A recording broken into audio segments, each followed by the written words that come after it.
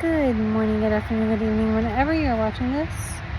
It is, I think it's like 12 o'clock right now. Sorry, I have this hair that's like, I just don't know where it's going right now today. Anyways, sorry, I'm like extremely tired right now. We had like a busy night. We went and saw a movie and we didn't get home till like 1 or 2 in the morning. So that was kind of crazy, but anyways. I just dropped Kaylin off at ABA and she got her new AFOs and that went really well. This video was going to be more about me than Carolyn right now, but I did want to tell you guys that she did get a new nurse. The nurse is awesome. This is only her 3rd day, but she is very into Carolyn, which is good. She's a little bit protective over her. Not overbearing protective, but more like, I don't want to leave her alone. Like the other day, I was sitting on the couch and she goes, "Can I go to the bathroom?" And I'm like, yes, you can go to the bathroom. What do you mean? Like, why are you asking me? Sorry, I like this peacock hair. I don't know what's going on. Anyways, I was like, yeah, you can go to the bathroom. What do you mean? Like, why are you asking me? Like, I'm right here. She's like, well, I didn't want to feel unattended. I was like, I'm right here. And she's like, yeah, I know, but like, I'm here so you can have a break. And I was like, girl, like, you can go to the bathroom. Like, I'm here. It's fine. And she's like, okay. Like, you can leave Kaylin unattended for a couple minutes. Like, now if you're gonna be in the bathroom for an hour, like, yeah, come and get me. But like, let me know. But like, other than that, like, you can leave Caroline alone for a couple of minutes. She's fine. As long as she's on the floor and she's not in her wheelchair unattended, or if she's not like, in her pink chair, because she has fallen out of that before. But like, if she's on the couch, or she's on the rocking chair that she knows how to get out of, or she's on the floor, like, please, like, leave her unattended. It's fine. She could be unattended for a couple minutes while you go to the bathroom. Anyways, but she just doesn't know her yet, so I'm giving her, some grace on that until she gets to know Carolyn a little bit. She did not like, at ABA, she did not like that she had to sit in a different room. She wanted to be with Carolyn. I understand that a little bit. So, but she is great. She is very attentive to Carolyn, and I love that. And she seems to really care about her, like, genuinely. Even just being with her for 3 days. She came in this morning, started talking to her. Loved that. She just really likes her. She's like, this is my friend, and I love that about her. And Carolyn said she liked her, and she was nice, and I'm really, really happy with this nurse. I'm very, very happy with her. I do like that she speaks her mind, though, too, because, I don't get any surprises. I don't get any, wishy-washy with her or anything. I get very straightforward, no surprises. Tells it tells it like it is. Very, very, very, to the point, and I really, really like that about her. And she's just great. And she follows, what we want her to do, and she makes sure she gets everything done. I mean, she's really, really good. Really great 3 days that we've had. Well, I guess this day's not over yet, but 2 days we've had her. It's been really, really great. Okay, so about me. Moving on to me. I had a heart catheterization on Friday. This is what my arm looks like now. It's a little scary, but that's what it looks like. And my neck looks like this. My neck has been healing great. My wrist, not so great. Had a little hiccups here and there. It's really hard not to use your arm. Like, I don't know. Like, I've been doing stuff I was not supposed to be doing. Because I forget. And then I'm like, ow! Like, the first 48 hours, I was supposed to treat it like it was broken. I did when I thought about it. When it started hurting, I did. But then I would forget about it. I don't know. And then,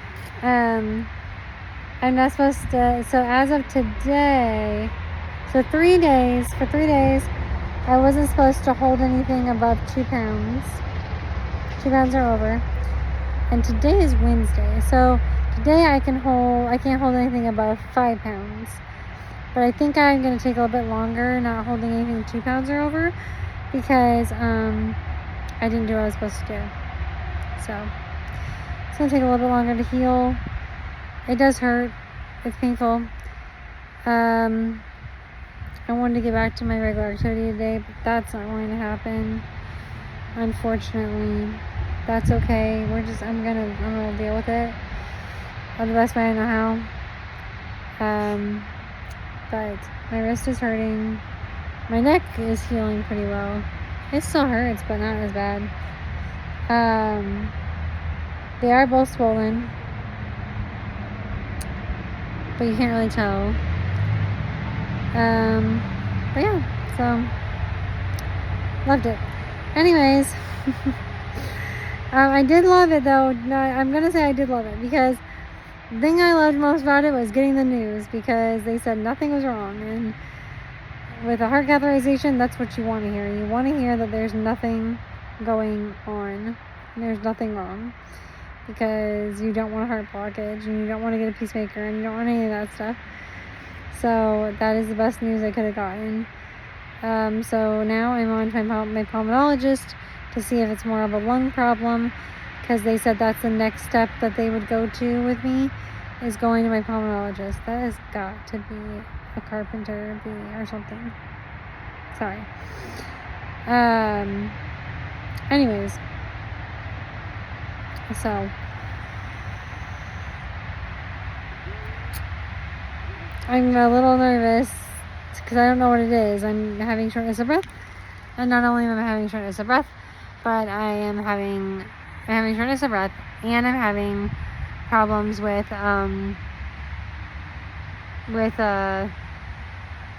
chest pain too.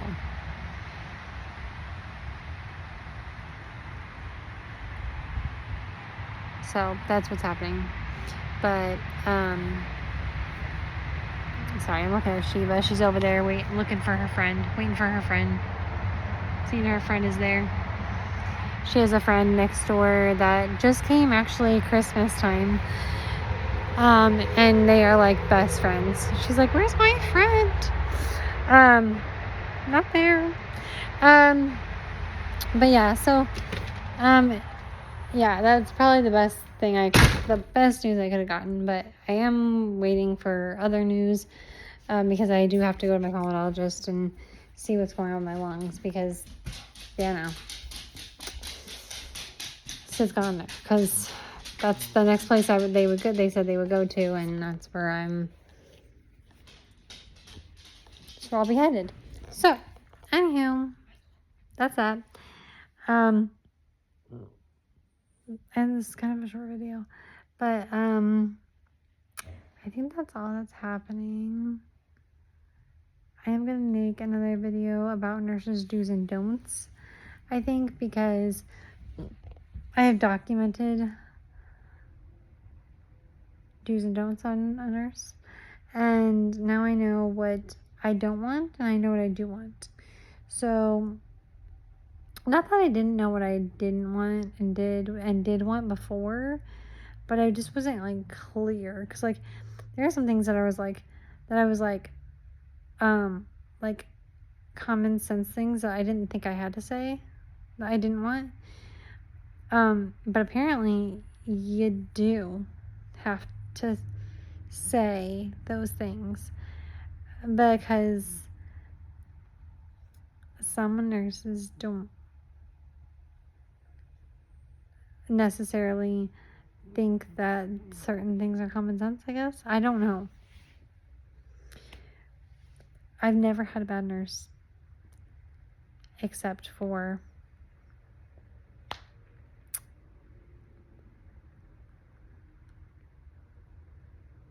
except until now. The one that we just got, perfect, awesome, great. She's been great so far.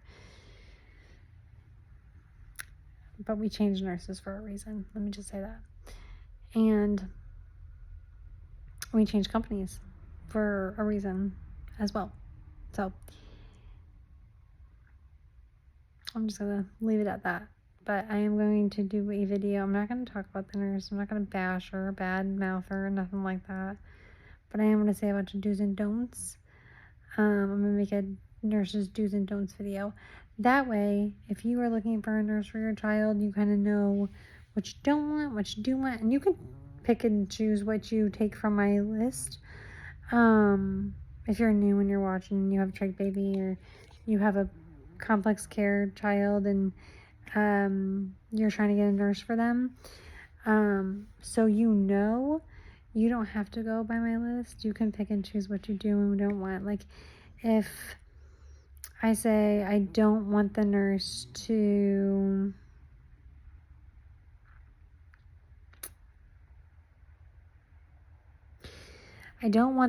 have her in front of the TV until the end of the day. Or let's say I say I only want her watching 10 minutes of TV in the morning and nothing the rest of the day until she leaves. You don't have to go by that. You can say, I let my child watch TV all day. I don't really care. That's fine. You don't have to go by my list, but you can at least learn from my list and just pick and choose what you do and don't want and be like, oh, I didn't know that I would have to tell the nurse that. Or I didn't know that I would have to tell a nurse that. They should already know that. Let me tell you, some people don't. So unless you specifically tell nurses what you do and don't want, they don't know your child. They don't know you. They don't know you from Adam. So just if you're looking for a nurse, the best advice I can give you is be super specific on what you want them to do. Because sometimes they have rules where they're like, that's not my job. I'm not a babysitter. I've had nurses say that before. Where they're like, I'm not a babysitter. And I'm like, playing with my child is not babysitting. That's developmental. That is OT. She's developmentally delayed. Playing with her, doing pretend time with her, doing pretend play with her, playing with Barbies, playing with a tea set, playing with a little kitchen set.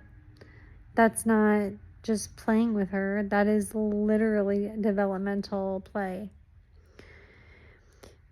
Gross motor skills. Putting, little ducks in a row. Or we have Blue's Clues mailbox, putting the letters in the mailbox. That's gross motor. That's OT. OT, when I say OT, I mean occupational therapy. For those of you who are unaware of what that means. PT is physical therapy, and speech, I just call it speech. But those things are important, especially if your child is developmentally delayed. So unless they say something, I'm going to bring it up to their boss, but sometimes you do need to be super specific on what you do and don't want. And so that's why I am making these lists for you guys, because I had to go through a couple nurses to figure out what I did want and what I didn't want. And then, I'd tell the next nurse, I don't want this, but I do like this and this and this. And they'd say, okay.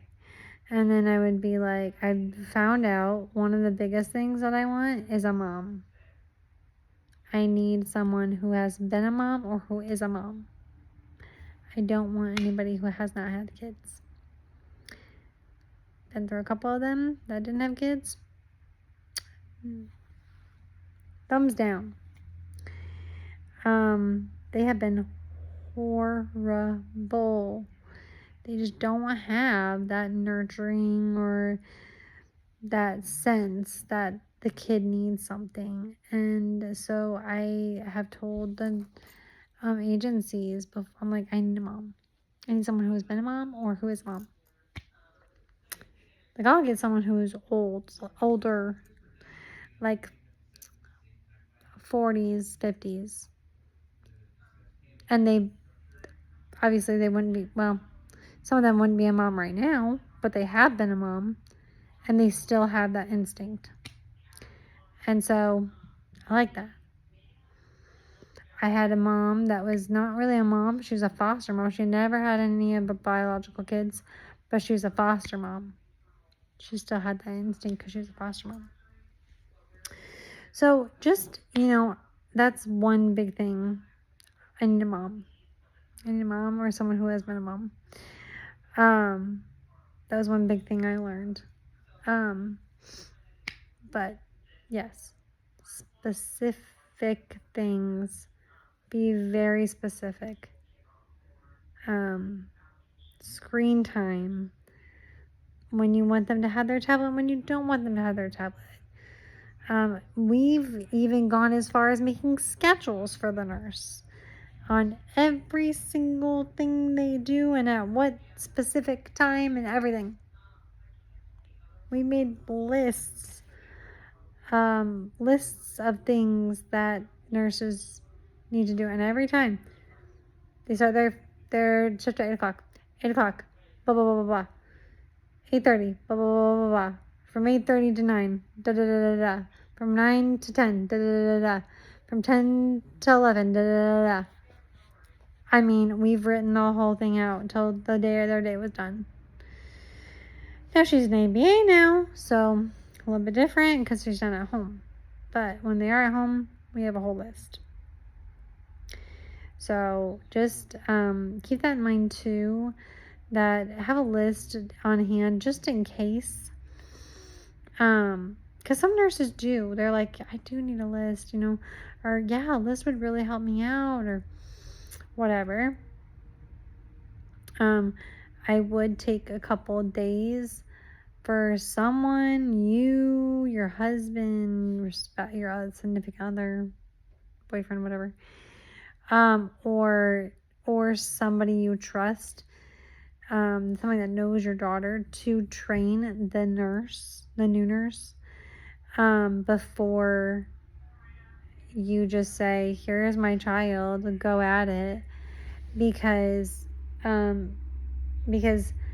what I've learned is from the nurses that I have trained have been a lot better than the nurses that I haven't trained, that I've just fed to the wolves. The nurses that I've trained have been amazing and have done exactly what I need them to do. The nurses that I've fed the wolves, they have not been good, and they have not been great. Some nurses are like, oh, I don't need training. I know exactly what I'm doing. And then when I tell them stuff, they're like, I don't need that. I already know. And so then I just feed them wolves. I'm like, okay, you know this? Great. Do it. Then, And then those nurses end up being horrible. And I'm like, this is why I was training you. But the nurses that are calm and come in with an open mind and they understand that trach moms or even disabled kids moms, whatever, complex care moms, they know that we all take care of our children a little bit differently. Even if you don't have a complex care child, just a regular child, we all take care of our kids differently. We all have different parenting styles. We all just have things that we do and don't do with our kids. And so training someone on that, whether it's a babysitter or a nurse, very, very important to tell them. Because like I said, we all have different parenting styles, and we want the babysitter or the nurse to follow that. And if, oh, I know that. No, let me just tell you. And I've really been good with the nurses keeping an open mind, and even if they do know it, they still listen to me, because they do know. We all have different parenting styles. People have the different, they do different things with their kids. Yes, we get trained in the hospital, but we do different, like when we get home, it's a whole other ballpark. And we do things differently from what the hospital has trained us to do, because we have found what's best for our family and what's best for our schedule and what's best for Carolyn. So there are some things that we don't do. And Carolyn's way more active now too. We can't just put her on a freaking diaper changing pad and do her trach ties. That's not how we do things. So we have found what's best for Carolyn and what's best for us with her wiggling around and everything like that. It doesn't take two people to change your trach ties. It only takes one person, and we have found that out, and we figured that out a long time ago. So it just it's, and if you see my past videos, you've seen both me and Trent changing her trach ties. Like, we both did it together. I think I had a couple other videos where it was two people changing trach ties. I think I had another one that it was me and the nurse, but other than that, I mean, it was just, it used to be two people, and now it's not anymore. It's, I either just do it, or the nurse will just do it by herself. It only takes one person. So, just to let you know, I just wanted to let you know that it was so funny. This video was supposed to be about me, and I ended up making it about Carolyn.